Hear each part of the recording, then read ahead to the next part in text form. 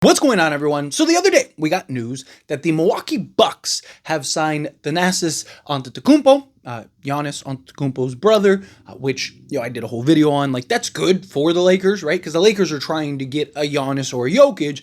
If Giannis ends up getting traded, then chances are that's probably the end of Giannis. Now, I still think Jokic is probably the most likely just because of his relationship with Luka. But point is, that's pretty good for the Lakers. But because the Milwaukee Bucks went and signed Thanasis, what that means is they need to clear a roster spot, and they are looking to potentially waive Andre Jackson Jr. Now, they're currently trying to shop him and see if they can get something for him. But as we saw with, Highsmith, as we saw with Prosper, teams aren't really open to doing that. Even for a young guy who's 23 years old, he'll be 24 in November, right? Very young, talented, versatile, career 38% three-point shooter, can slot in basically 2 through 4 for you. He's like 6'6" in size, more of a 2-3 type combo, athletic. He's got a 6'10" wingspan, right? So he's long, lengthy, athletic, versatile, kind of two-way guy. But we saw the same thing with Prosper. Now, because of Andre Jackson and his three-point percentage, maybe they'll have more success. But according to reports, they may end up waiving him. And if they do so, another guy that I think the Lakers should heavily consider and look at. Now, whether it's a two-way deal, right? Because Lakers do have the two-way spot. Maybe it's a two-way deal. Or you pull off some type of consolidation trade to be able to bring him in and bring Prosper in. I'd love to see the Lakers. Like, if you told me the Lakers added Prosper and Andre Jackson, two young 6'6", 6'7", versatile, athletic wings with long wingspans that can defend multiple positions. Again, Andre Jackson is another guy that is ideal slotted alongside Luka Doncic, right?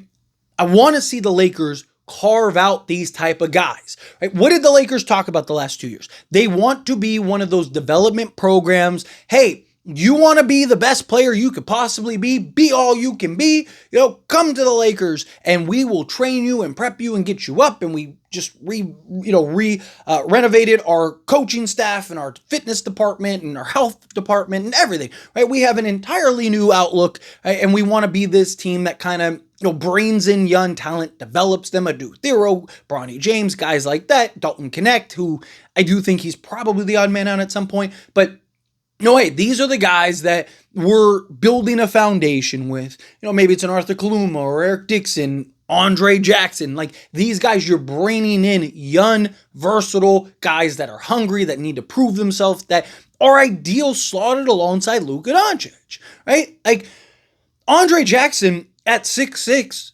athletic, long, versatile, literally, you could go in the future, right? Not so much this year, but he is a guy that I think could help this year. Same thing with a Prosper, all of that. If you could go get an Andre Jackson and a Prosper, right? Olivier Prosper, now you could literally, if you wanted to, go Luka Doncic, put Andre Jackson Jr. at the 2, have a Prosper at the 3, and then an Adu Thero at the 4 with DeAndre Ayton at the 5.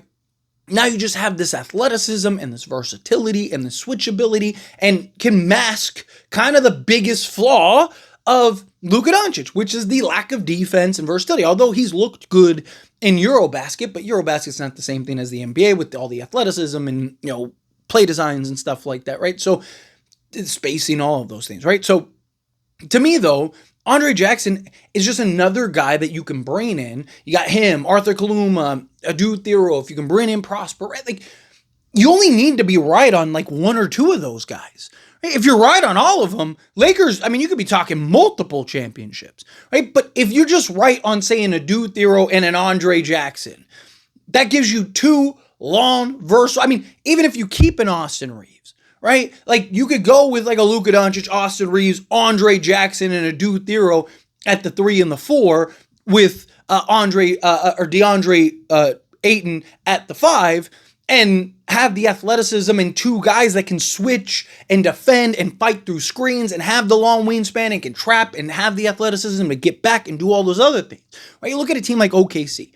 They are a bunch of like 6'3", to at most 6'6" guards, but they're all hyper athletic. physical, versatile, right? They swarm you, they bring in waves. Now imagine if you're the Lakers and you could do that with, a bunch of 6'6" to 6'9" guys. And we've seen teams like the Toronto Raptors and stuff like that try to create these teams that are just like a bunch of 6'7" guys, right? But the reason those teams failed is they didn't have an offensive engine to the level of a Luka Doncic and LeBron James. And even when LeBron leaves, you still have Luka Doncic. Nikola Jokic and Luka Doncic are probably the best two just pure engine players in all of basketball, right? Like these guys, it's why I've talked about, with like a Jared Vanderbilt. Last season, he kind of was a little step behind and he was coming off a double foot surgery, right? So he was limited in what he could do and things like that. They wanted to kind of keep his minutes down. But I talked about, like, you look at a Jared Vanderbilt, he's a guy that with Anthony Davis and LeBron was a bit of a liability. It was like, how much can you play him out there because of his lack of shooting? Right? Hopefully he improves shooting the basketball. But even if he doesn't, it doesn't bother Luka as much as Anthony Davis and LeBron James because they're not just real pure jump shooters. Yes, Anthony Davis can shoot over the top. Yes, he can be a jump shooter, but he wants to kind of take guys off the dribble, get to the basket, do his little floater, in the 8-foot range, right? Or take guys, do the little fadeaway elbow, things like that. He's not trying to, he's not a guy that's bringing the ball up, creating dribble penetration, defense collapses, and he's just shooting over the top of all of them, right? Like, that's what Luka could do. You look at guys like SGA, Luka Doncic, Anthony Edwards, like, these are all guys that are jump shooters. These are all guys that are comfortable in those positions, shooting over the top, and if the defense collapses, you got an easy outlet to guys like an Andre Jackson who can get up there and hammer it home and yam on everybody, leaking off the corner, right, as a cutter, right? Like, so to me, those are the kind of guys that I want to see the Lakers go and try to acquire. Those are the kind of guys I want to see the Lakers try to obtain. And it's hard to trade for those guys because every team really wants those guys, right? Teams just understand, like, you're desperate. I'm not going to help you. Like, teams are trying to help people out of the kindness of their heart for a development guy. Like Andre Jackson Jr. is a development guy. He's not a guy that, I'd be, oh, hey, that's the Andrew Wiggins who, right? We don't need Andrew Wiggins. We got Andre Jackson Jr. He's a guy that I do think can be a rotation piece, even if at worst, he's a guy that's coming off the bench for you. Imagine if you had like guys like a Dude Theroux, Andre Jackson and Prosper coming off the bench. If, say they don't work out, or say a Dude Theroux is the only guy that works out, and you have like 3, 6, 7 guys coming off the bench that are all athletic, all versatile, all long. Like, that helps. It's what the Lakers need. They need that youth, that athleticism, that versatility. And a guy like Andre Jackson Jr., I think, is a guy that can really provide that for this Lakers team. But I want to get into some of the stats here a little bit on him.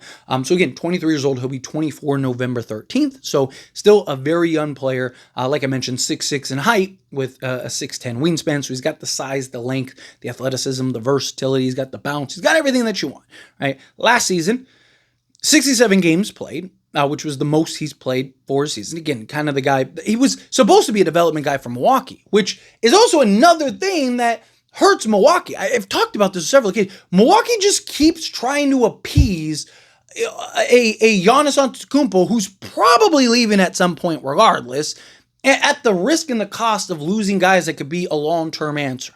Right? Like, even the report from John stuff was like, hey, this is a guy that, the Bucks wanted long-term and was really part of their future, and now they're unloading him, right? Like, and it's like, yeah, what do you expect? But back on track, right? So 14.6 minutes per game, 3 attempts. He shot 47.7% from the floor. From three-point range on 1.1 attempt, shot 39.5%. So 40%, which is actually up from one attempt the previous year in which he shot 37%. He's a career 38.5% three-point shooter. Now, just like I talked about with Prosper, I'm fair. I'm not going to be like, oh my God, like, and then Prosper's like, oh no, like, and make excuses.